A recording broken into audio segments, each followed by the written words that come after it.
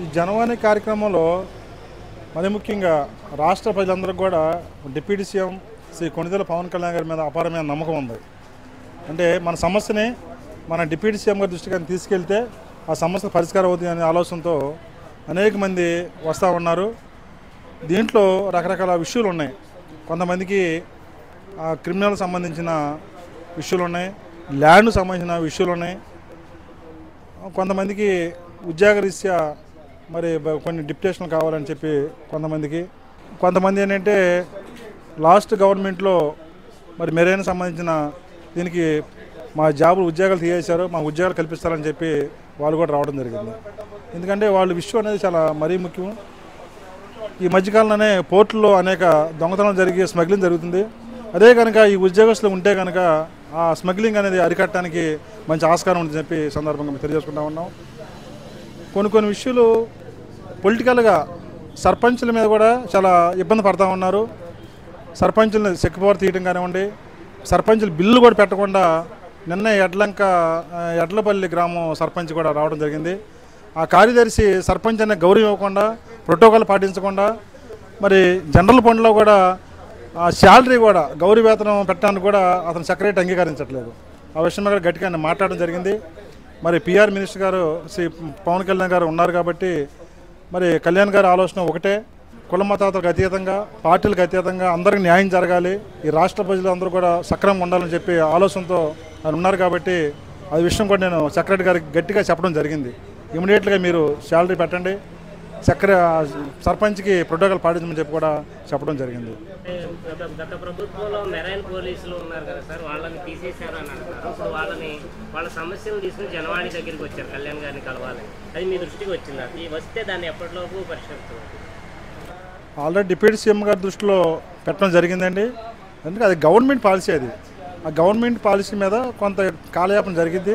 ఖచ్చితంగా వాళ్ళకి న్యాయం జరిగిందని చెప్పి ఆశాభావం అయితే మాకు ఉంది. వాళ్ళని ప్రభుత్వంలో తీసుకుంటే ప్రభుత్వానికి అడ్వాంటేజ్ కదా సార్, ప్రభుత్వానికి బలం అవుతుంది కదా. ఇప్పుడు అలాంటి వాళ్ళని తీసేయడం వల్లనే కాకినాడ పోర్టులో అవినీతి అనేది జరుగుతుంది అని అనుకోవచ్చు అంటారా?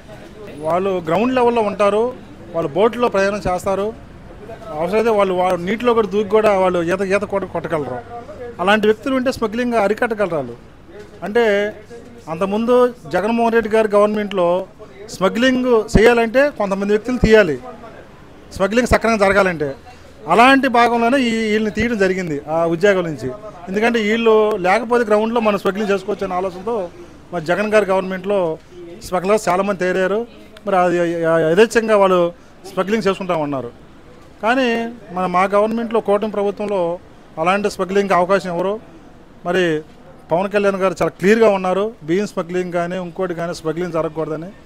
మరి ఆ జరగకుండా ఉండే క్రమంలో మరి వీళ్ళు కూడా తీసుకొని చేస్తే బాగుంటుందనే ఆలోచన కూడా డిప్యూటీ సీఎం గారు ఆలోచన చేస్తారు. అది గవర్నమెంట్ సీఎం గారితో కూడా మాట్లాడాల్సిన విషయం అనేది. మరి చంద్రబాబు నాయుడు గారితో కూడా మాట్లాడి మరి వాళ్ళు కూడా న్యాయం చేస్తారని చెప్పి కూడా సందర్భం మేము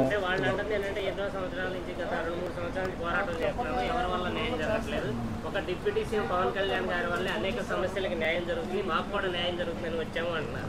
మరి వాళ్ళకి న్యాయం జరుగుతుంది అని అనుకోవచ్చా జనవాణి కార్యక్రమం ద్వారా? తొమ్మిది చెప్పాం కదా, రాష్ట్రంలో ఇలాంటి సమస్యలు తీర్చాలంటే ఏకైక నాయకుడు శ్రీ పవన్ కళ్యాణ్ గారు. అట్టడుగు వర్గాలు, బీసీ బలహీన వర్గాలు, ఎస్సీ ఎస్టీ వర్గాల్లో అందరితో కూడా మమేకమై మరి వాళ్ళకి ఏ సమస్యలు ఉన్నాయో మరి డిప్యూటీ సీఎం గారు గుర్తించి మరి మన విశాఖపట్నం ఉంది, విశాఖపట్నం మన్యం జిల్లాకి వెళ్ళారు. మరి మొక్కల బురద రోడ్లో మరి తిరిగి ఆ రోడ్లు కూడా వేయించడం జరిగింది. 70 సంవత్సరాలు ఎప్పుడు కూడా ఆ జిల్లాలో పర్యటించిన నాయకుడు అయితే ఎవరు లేరు. మరి మన ఈ మధ్యనే కడప జిల్లాలో కూడా ఎంపీడీఓ మరి అతను ఎస్సీ సామాజిక వర్గానికి చెందిన ఎంపీడీఓ మరి అతన్ని అక్కడ కొట్టడం జరిగింది. మరి ఎంపీడీఓ గారి దగ్గర వెళ్ళి పలకరించడం జరిగింది. అది ఎవరు చేశారు? రాష్ట్రంలో మరి డిప్యూటీ సీఎం గారు చేశారు. అలాగే ఈ మెరైన్ ఉద్యోగాలు కూడా బడుగు బలహీన వర్గాల సంబంధించిన విధులు వాళ్ళు ఖచ్చితంగా న్యాయం చేస్తారు. మరి అందరికీ రాష్ట్రంలో అందరికి కూడా డిప్యూటీ సీఎం గారి మీద నమ్మకం ఉంది, ఏదైనా చేయగలరని. మరి డిప్యూటీ సీఎం గారు కూడా గౌరవ ముఖ్యమంత్రి వారితో మాట్లాడి ఈ సమస్యలన్నీ పరిష్కారం చేస్తారని చెప్పి కూడా మేము ఆశాభావం వ్యక్తం చేస్తాం.